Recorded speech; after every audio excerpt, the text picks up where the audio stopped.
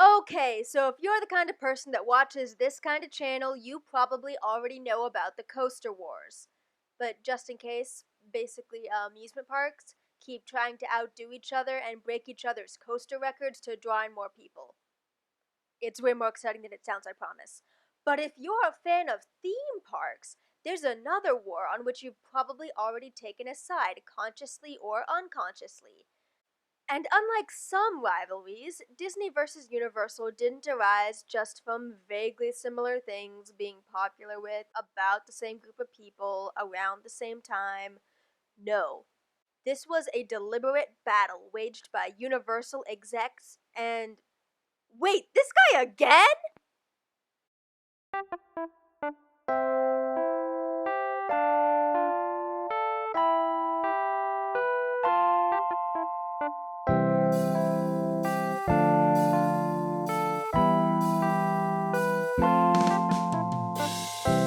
Okay, to be completely fair, this probably goes back to when Universal Hollywood turned their long running backlot tour into a theme park 11 years after Disneyland opened. But it still functioned mostly as a backlot tour until the 70s, and the only reason they were closed was because they both grew out of movie studios, and those are all in one place for some reason. The first time things got deliberate was when Universal built a second park in Orlando. Disney, who had been there almost 2 decades, took this as a thrown gauntlet. And sure, maybe Universal just wanted to build in an established market, but Orlando's not the only tourist town in America. It's not even the only amusement park based tourist town in America. Disney felt invaded, and they were not wrong. The real question is, was their response proportional? Because Universal clearly did not think about who was running the Disney company at the time. Before Michael Eisner took charge, Disney was happy to let other businesses provide services for their guests, like the hotels they stayed at and the nightlife they'd go to after fireworks. The feeling was they couldn't do everything, but Eisner said, "Why can't we though? Money." He was not one to tolerate competition, and Universal had just erected stadium seating and a scoreboard. Around this time, two new pavilions were pitched for Epcot, the Wonders of Life and the Great Movie Ride. Eisner saw a lot of potential in that last one, a whole park's worth, in fact. He was eager to open a third gate, as when Epcot opened, average guest stay length doubled. That meant twice as much time spending money on property.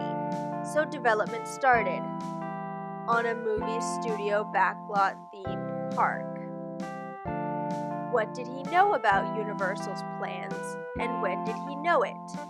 How much did that factor into his decisions? Now, this is where the story gets sticky. Disney beat Universal to announcing their park plans publicly. But how? Universal had a head start. Maybe Disney Imagineering is just a finely tuned machine. But in the process of getting funding for their park, Universal had shopped the idea around to several movie studios to convince one of them to partner up. Whenever they pitched the idea to studio executives, they had to reveal a lot of details, and one of the studios they presented their plans to was Paramount, where they were rejected by then COO Michael Eisner. We have no idea if he studied their plans like an SAT prep book or just said, "Theme parks, that's not what I got into business to do." But when he moved to Disney and greenlit a movie park, the plans were similar enough that it made Universal suspicious. But a tram tour is a pretty obvious choice for a movie-themed park, and you can't sue over suspicion. So whether the plans were stolen or not, Disney went public first. So Universal would look like the copycats if they didn't make serious changes. They were the ones stuck reworking their park. They'd get Disney back eventually, but let's stay chronological. Once Universal found a backer to fund their park, they came to Disney and offered to drop all their plans for a stake in a third gate. Disney didn't want to do that, but they did want to pay to license some Universal properties, as they didn't feel like they had enough non-kid movies in their library at that point. Universal didn't want to do that because Disney would still be in charge, so Universal Studios Florida went forward. The rest of these movie parks' respective developments was a tit-for-tat battle of one-upsmanship known as the Tour Wars. Universal announced it would have 3 working sound stages for filming, so Disney announced 4. Universal bragged that Steven Spielberg was working with them as a creative consultant, so Disney raised them a George Lucas. And after so many park openings, Disney knew to pre-tape some segments of their celebratory broadcast and edit out the inevitable. Over a year later, Universal experienced something more like Disneyland's opening day, and every ride breakdown was beamed live across the country. And just to rub it in, Disney World held the Pleasure Island premiere of Dick Tracy a few days later to shift whatever attention they could. Now I'm gonna pause here at this pivotal moment in our story so that we can all appreciate this ad Disney placed in the Orlando Sentinel on Universal's opening day, sarcastically welcoming them to town. Sure, they say what's good for tourism is good for Central Florida, but they never say it'll be good for them, because that lie would be too big. But what gets me is the graphic design. The Mickey and logo take up almost as much room as the welcome message. And that's all there is. It's a full-page ad. Those are not cheap. And to put this little effort into it, maybe all the negative space is a flex.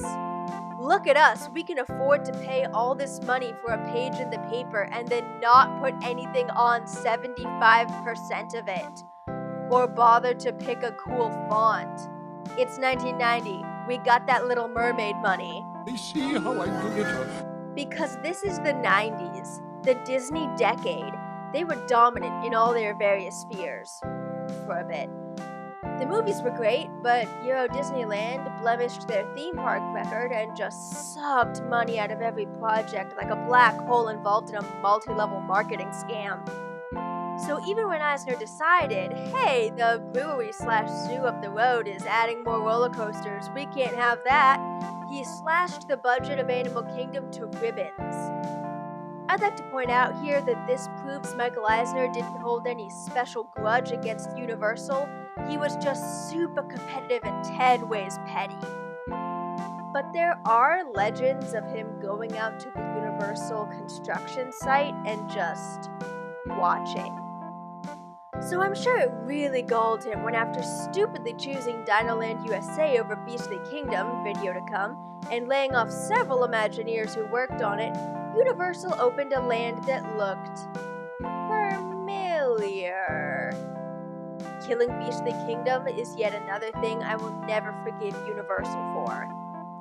But again, there was no way to prove that anyone stole anyone else's idea. It's not like someone committed a blue sky concept art heist. So the best revenge is success.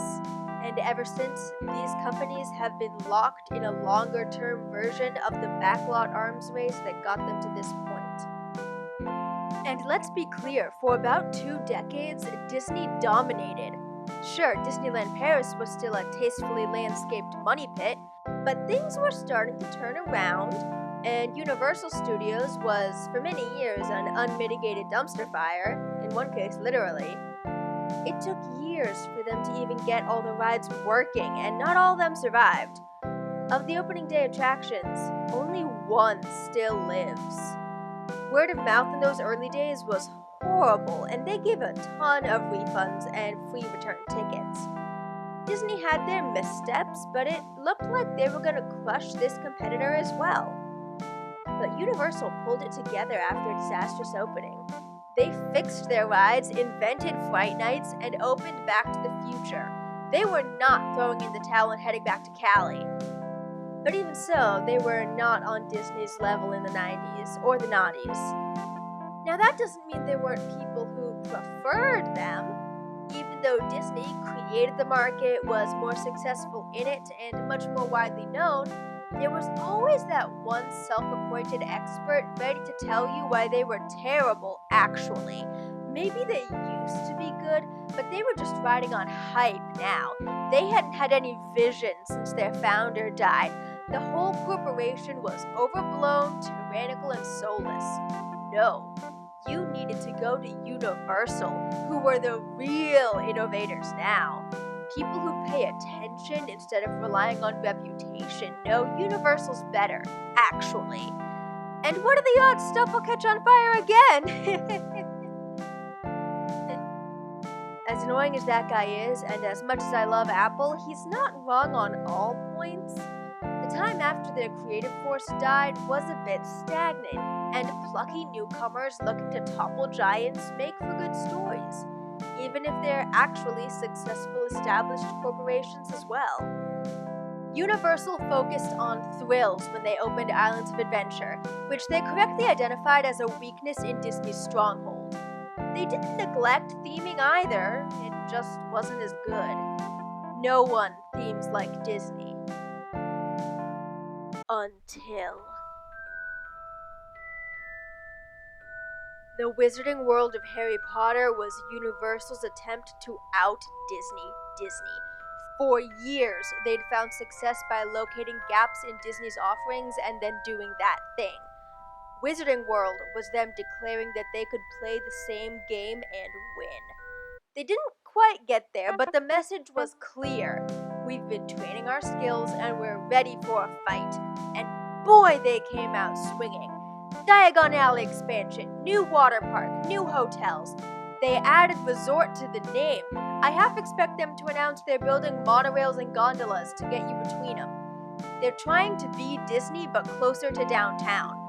And the question of this entire video is, did they succeed? Did they beat Disney? Who's better? And that's a matter of opinion. If you're more into thrills, you'll probably prefer Universal. If you're more into experiences, you'll probably prefer Disney.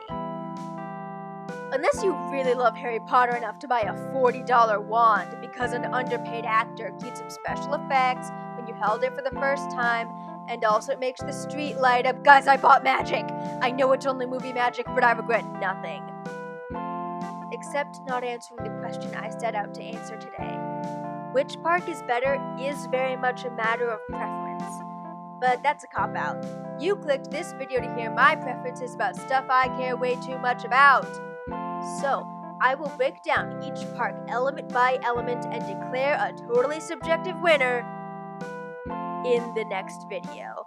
That's right, two-parter, I'm pulling a muff at, because this thing's way too long already and I'm willing to bet a few of you don't care what I think. I'll put the link on screen from here to the end of the video, if I can figure it out. This is only video number 10, I'm still learning YouTube.